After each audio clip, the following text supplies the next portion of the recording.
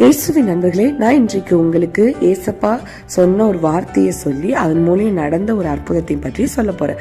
என்ன அப்படின்னா, ஏசப்பா யோவான் 14:14 சொல்றாங்க, நீங்கள் என் நாமத்தினாலே எதை கேட்டாலும் அதை நான் உங்களுக்கு செய்வேன் அப்படின்னு ஏசப்பா சொல்லியிருக்காங்க. அருமையான வாக்குத்தத்தை நம்மளுக்கு கொடுத்துருக்காங்க. அதோட அர்த்தம் என்ன? நம்ம ஏசப்பாவோட நாமத்துல எதை கேட்டாலும் ஏசப்பா நம்மளுக்கு செய்ய வல்லவரா இருக்கார்.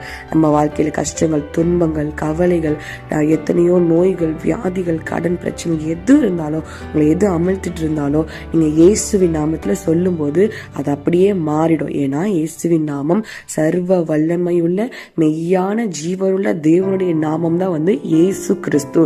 அப்ப தெய்வம், மெய்யான தெய்வத்தோட நாமம் தான் இயேசு கிறிஸ்து. அப்ப இயேசுவின் நாமத்துல நீங்க எதை கேட்டாலும் உங்களுக்கு நடக்கும்.